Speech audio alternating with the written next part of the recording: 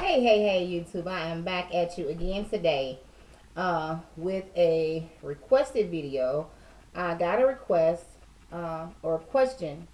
Well, I've gotten it several times from several people, and it is about weight loss and healthy living and just changing it up.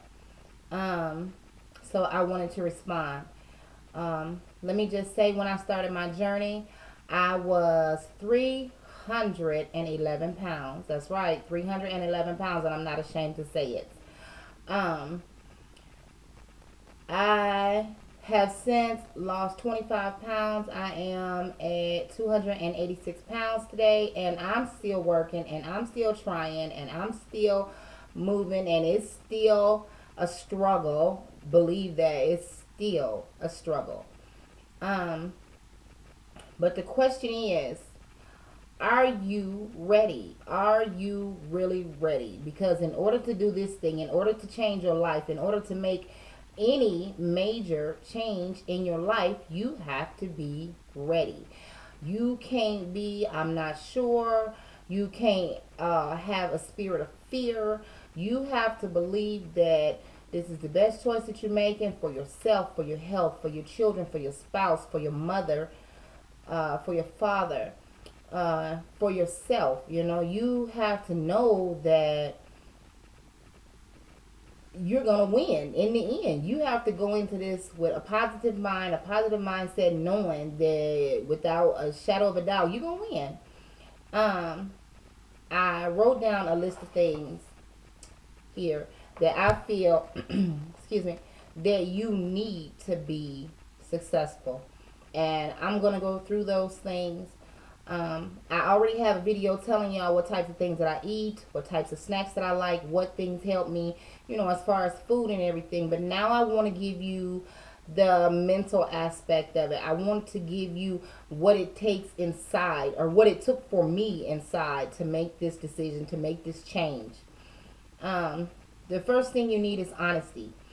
You have to be honest with yourself. You have to be honest enough with yourself to say, I'm over 300 pounds or over 200 pounds or wherever you at, and I don't like it. I don't look good. I don't feel good. And excuse the little pings and beeps. It's my computer and my phone. But yeah, I don't look good. I don't feel good. I can't wear the type of clothes that I want to wear. I can't go to the park and play with my kids. I sit down and watch them. Um, I can't go into a regular store because 9 times out of 10 they're not gonna have my size. If they have my size, it's gonna be old fashioned and look like somebody's grandma. You have to be honest with yourself. You have to say, no matter what my husband tells me, I don't feel good. I don't look good in the mirror to me. So even though he see me through eyes of love, I know I don't look good. I know this is not sexy. I know these roles is not attractive. Now I'm giving it to y'all in the real, and I hate it if somebody don't like it or you don't want my real honest opinion, then I advise you to go ahead and click off this video now. Disclaimer, I'm gonna give it all away in the raw. I did not feel sexy at 311 pounds. I could put on a good front like I was real happy and I felt real sexy, but I didn't. And that's just the absolute truth. I did not. My sex drive was decreased. Um, I stopped going shopping altogether because I was upset when I couldn't go into a store and I couldn't get regular sizes. You know, once you get up to a 26, the clothing is real limited, you know. So I stopped shopping, going to the park. I would go to the park with my kids. I would open the driver's side door. I would sit on the driver's side, let them out, let them go run and play, but not play with them. And if my daughter, my son asked me to come push him on the swing, I was like, ugh, you know, dog, I gotta walk all the way out there to where they at to go push him. It was unhappy. It wasn't no way to live, you know. It just was terrible. Um, the next thing I feel that you need is acceptance. You need to be able to accept that for the rest of your life, And I mean, seriously, when you allow yourself to get up to 250 pounds, probably for some people 200. But when you allow yourself to get into the twos and the threes, then you better be ready to accept the fact that for the rest of your entire life, you're going to struggle. You're going to have to fight. You're going to have to change and stick to those changes that you made. You'll never be able to go back to the chips, to the Snickers, to the burgers. I mean, well, you can eat a burger, but not in the same way that you used to the fries, to the chocolate, to the candy, to whatever was your vice. You have to know that for the rest of your life, you got to be done with that. I mean, you can have it once a month, maybe even once every 2 weeks if you feel okay with that. But you got to know for the rest of your life that you can't go back to those ways. It is not conducive to your plan. It's not conducive to healthy living. It's not conducive to a happy life. And I'm just being honest now. Some people, perfect example, my twin, Monique. Monique was hollering, "Oh, I'm so happy and I'm heavy and I'm big and I'm fat and I love it and I'll bop a skinny girl on top of the head and this, that, and other."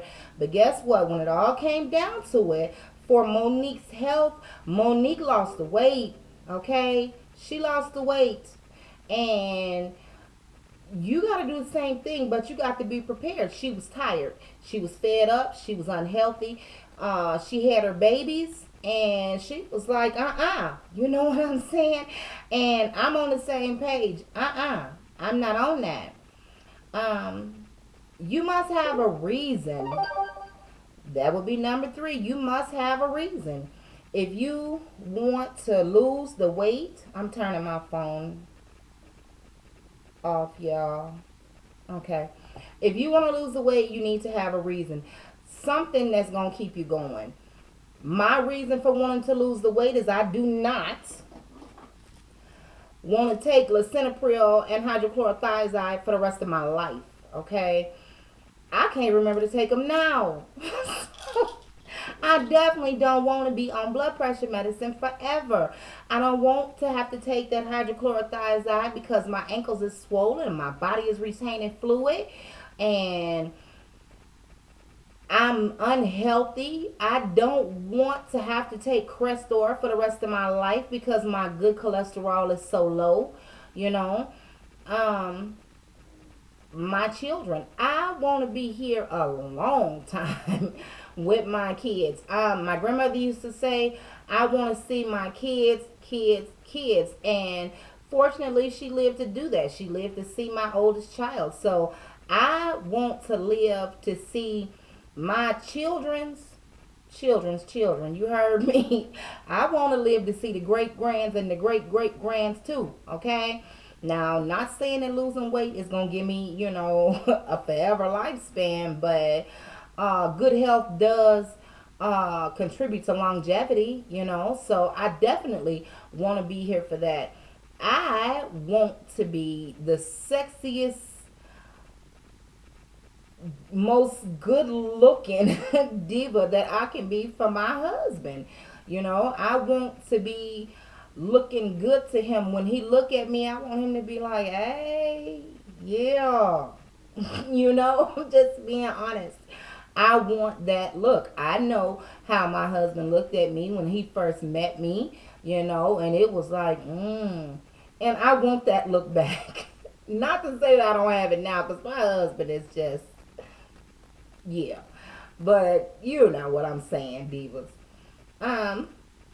The next thing that you need to have is you need to be able to recognize your vices. For me, I'm a sugar addict. I can say it. Hello, my name is Brandy, and I am addicted to sugar.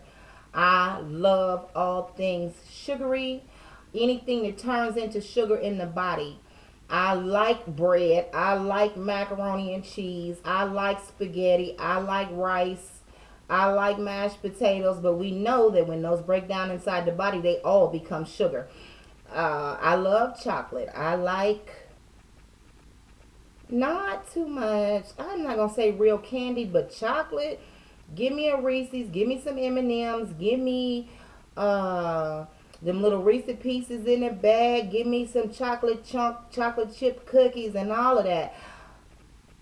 Those are my vices. So I'm not going to the gas station every day because I know that when I get in the gas station, it's right there. That is a trigger for me. If I stop at the gas station, not that I don't put gas in my car because I do, but instead of going in the gas station, I pay at the pump because I don't want the temptation.